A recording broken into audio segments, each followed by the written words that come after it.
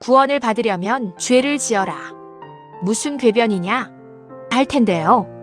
성경에서 말하는 죄와 교회에서 말하는 죄가 같을까요? 성경에서 히브리어로 죄를 하타라고 하는데 빗나가다, 빗나감으로 발생되는 모든 행위가 죄다라는 뜻이고 헬라어로는 하마르타노 관역을 맞추지 못하다로 관역에서 벗어난 행동이 모두 죄라는 말인데 교회에서 가르치는 죄는 헌금 안 내는 것, 이 죄이고 주일 성수 안 하는 것이 죄이고 목사님 말씀에 순종하지 않는 것이 죄입니다. 성경의 계명이나 율법은 어차피 어려운 것이니 묻거나 따지지 않습니다. 미워하고 시기하고 질투하고 차별했다고 해서 죄의식을 느낄까요? 사기치고 도적질하고 강도 강간상해 살인 등 민형사법을 범한 것이 성경에서 말하는 죄일까요? 이런 것은 사람 사는 세상에서 공공질서 위반, 타인에 대한 피해, 약속 위반으로 혹독한 대가를 치러야 합니다. 신호 위반이나 과속을 하여도 혹독한 대가를 치러야 합니다. 스쿨존에서 신호 위반했다고 범칙 금 14만 원을 낸 적이 있습니다. 이런 것들도 하나님 앞에 죄일까요? 사람을 죽여놓고 가족에게 사과하지 않고 하나님에게 죄를 회개하여 용서받았다고 하는 것에 대한 죄는 어떨까요? 밀양이라는 영화 내용이죠. 하타 하마르타노의 뜻, 빗나가다, 관역에서 벗어나다 라는 뜻은 추상적인 것 같으니 차치하고 교회에서 가르치는 죄, 드리고 섬기고 바치지 못한 죄, 이런 것이 하나님 앞에 죄일까요? 죄를 지어라 라는 제목에서 그럼 어떤 죄를 지으라는 것이냐? 교회에 남아있으려면 드리고 섬기고 바치면 되는 것이고 안 하게 되면 나오거나 쫓겨나면 되는 것이고 하나님 앞에 죄는 아니겠죠. 계명과 율법과 율례와 규례와 사도들의 권고와 가르침에서 따르고 지키지 못하고 안함을 죄라고 하나요? 이런 것들을 로고스라고 하는데 계명과 율법은 너희들은 못 지킨다 를 알으라는 것입니다. 하여튼 여러분은 무엇이 죄라고 생각하십니까? 예수님만이 구원의 길이고 진리이고 좁은 문이라고 하잖아요. 그래서 예수님만을 믿는 것인데 2000년 전에 예수님이 왜 이 땅에 오셨나요? 의인을 구하러 오셨나요? 죄인을 구하러 오셨나요? 죄인을 구하러 오셨잖아요. 그러면 내가 구원받으려면 계명과 율법을 잘 지켜서 의인이 되어 있어야 할까요? 아니면 계명과 율법을 못 지키고 안 지켜서 죄인의 상태에 있어야 할까요? 이 말씀대로라면 내가 죄인의 상태에 있어야 되고 계명과 율법을 못 지키거나 안 지켜야 죄인이 되는 거잖아요. 무슨 궤변이냐? 하나님을 믿으면 성령님이 도와줘서 계명과 율법과 신약의 권면과 교훈들을 잘 지키게 하셔서 의인을 만들어 구원이 되는 거지. 이 논리로 하나님을 믿습니까? 성경에 하나님을 잘 믿어서 의인된 사람이 있습니까? 하나님께 소명한 성경의 인물들은 하나같이 삶의 마지막에는 철저하게 죄를 짓고 죄인의 모습으로 생을 마감했습니다. 여러분이 생각하는 아브라함, 순종과 믿음의 사람이라고 보십니까? 아브라함은 철저하게 불순종과 불신앙의 사람이었습니다. 아브라함의 불신앙으로 그의 후손들이 애굽의 종살이 400년을 언도받았고 아브라함의 불순종으로 할례라는 제도가 생겨난 것이잖아요. 죽을 때도 첩을 취하여 6명의 아들을 낳고 편애하여 뿔뿔이 흩어져 살게 하여 지금도 그의 후손들이 전쟁과 분쟁으로 피해 역사를 쓰고 있습니다. 이슬람과 유대교, 기독교가 아브라함에게서 나왔다는 걸 알고 있죠. 이 세 종교가 사이가 좋습니까? 성군이라고 하는 다윗은 어떻습니까? 하나님의 축복을 받아 좋은 일만 하다가 죽었습니까? 다윗의 초년에는 철천지 왼수 사울왕을 3번이나 죽일 수 있었는데도 하나님의 기름 부은 왕을 어떻게 죽일 수 있느냐? 며 용서해준 다윗을 칭송하고 성군으로 말하지만 다윗의 말년은 어땠나요? 밧세바를 겁탈하고 감추기 위하여 남편을 교살하고 아들의 반역으로 도망갈 때 다윗을 저주하는 시므이를 용서했지만 솔로몬에게 유언할 때는 시므이를 반드시 죽이라고 유언했고 자기의 충신 장군들을 죽이라고 유언했고 하지 말라는 인구조사를 하여서 온 나라의 백성들을 병에 걸려 죽게 하였죠.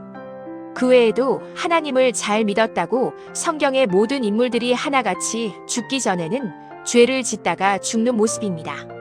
신약 성서의 대부분을 차지하고 있는 사도 바울의 마지막은 어땠을까요? 율법의 완벽한 자가 예수를 체험하고 개종하여 성령에 이끌리어 3차례의 선교 여행을 다니면서 숱한 선인 의인의 모습을 말하지만 바울의 가장 힘들고 어려울 때 도와주었고 스승이었던 바나바와 죽일 듯이 싸우고 헤어진 사건, 수많은 사람들이 바울의 전도를 받으며 도움을 주고받았던 사람들이 곁을 떠나자 악담을 하며 자기의 제자 디모데와 디도에게 조심시킨 것들과 바울의 말년에는 복음을 받았던 사람들이 다 바울 곁을 떠나가고 로마 지하 감옥에서 쓸쓸히 죽어간 것이 여러분이 말하는 의인된 모습입니까? 예수 믿어서 계명과 율법, 곧 하나님의 말씀대로 사는 것이 아니라 나는 안 되는구나. 그를 깨닫고 육신의 모습이 철저하게 버림받고 배신당하게 하고 능욕받게 해서 육신을 죽게 하고 그 영혼만 데려가는 것을 예수님의 구원이라고 하는 것입니다. 사사기 마지막에 나오는 레위인의 첩사건에서 가장 잘 표현하고 있습니다. 간음죄를 범하고 친정으로 도망간 레위인의 첩이 있습니다. 그런데 레위인이 간음한 첩을 사랑하여 친정으로 찾아와서 첩을 데리고 여호와의 집으로 가던 중 베냐민 땅에서 하루를 묵어갈 때에 그 첩을 베냐민의 비류들에게 주어서 농락당하게 하고 죽어가면서 가까스로 레위인에게 갔지만 치료해줘서 살리는 것이 아니라 12토막으로 나누고 완전히 죽여서 여호와의 집으로 데려가 그 토막을 12지파에게 나눠서 알리잖아요. 레위인은 예수님을 상징하고 여호와의 집은 하나님의 도성 천국을 상징해요. 간음한 첩은 나를 말하는 것이고 교회를 말하는 것이에요. 천국은 계명과 율법을 잘 지켜가지고 의인 되어서 가는 것이 아니라 못 지키고 안 지켜서 죽을 죄인이 되어야 하고 그 죽을 죄인을 구원자 되시는 예수님이 그 죄인을 발기발기 찢어서 12토막 내어 완벽하게 죽이고 그 영혼만을 데려가는 것입니다. 성경의 모든 내용이 이런 내용이에요. 예수님의 구원을 기다린다면 하나님의 말씀대로 살지 못하고 안 하는 죄인이 되세요. 죄를 짓는 자가 되세요. 교회에서 가르치는 말씀대로 계명대로 율법대로 살려고 힘쓴다면 절대로 예수님의 구원과는 상관없는 자가 됩니다. 교회 목사들의 호주머니와 명예와 성공만을 채워줄 뿐입니다. 예수를 모르고 교회에 다니면 목사의 종이 될 수밖에 없어요. 예수님의 구원을 기대한다면 하나님의 말씀에 불순종하고 믿지 못하는 아브라함이 되십시오. 죄를 지으세요. 죄인임을 깨닫는 자가 되십시오. 로마서 6장 1절 그런즉 우리가 무슨 말하리요? 은혜를 더하게 하려고 죄에 거하겠느뇨? 2절 그럴 수 없느니라 죄에 대하여 죽은 우리가 어찌 그 가운데 더 살리요? 3절 무릇 그리스도 예수와 합하여 세례를 받은 우리는 그의 죽으심과 합하여 세례받은 줄을 알지 못하느뇨? 4절 그러므로 우리가 그의 죽으심과 합하여 세례를 받음으로 그와 함께 장사되었나니 이는 아버지의 영광으로 말미암아 그리스도를 죽은 자 가운데서 살리심과 같이 우리로 또한 새 생명 가운데서 행하게 하려 함이니라. 5절 만일 우리가 그의 죽으심을 본받아 연합한 자가 되었으면 또한 그의 부활을 본받아 연합한 자가 되리라. 6절 우리가 알거니와 우리 옛사람이 예수와 함께 십자가에 못 박힌 것은 죄의 몸이 멸하여 다시는 우리가 죄에게 종노릇하지 아니하려 함이니 7. 저리는 죽은 자가 죄에서 벗어나 의롭다 하심을 얻었음이니라. 8절 만일 우리가 그리스도와 함께 죽었으면 또한 그와 함께 살 줄을 믿노니. 마태복음 9장 13절 너희는 가서 내가 긍휼을 원하고 제사를 원치 아니하노라 하신 뜻이 무엇인지 배우라. 내가 의인을 부르러 온 것이 아니요 죄인을 부르러 왔노라 하시니라.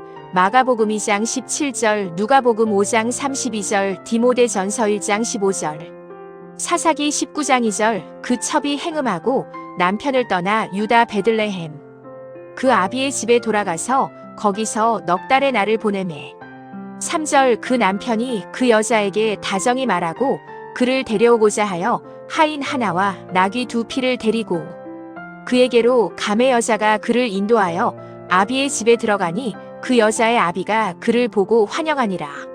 18절 그가 그에게 이르되 우리는 유다 베들레헴에서 에브라임 산지 구석으로 가나이다. 나는 그곳 사람으로서 유다 베들레헴에 갔다가 이제 여호와의 집으로 가는 중인데 나를 자기 집으로 영접하는 사람이 없나이다. 29절 그 집에 이르러서는 칼을 취하여 첩에 시체를 붙들어 그 마디를 찍어 12덩이에 나누고 그것을 이스라엘 사방에 두루 보내매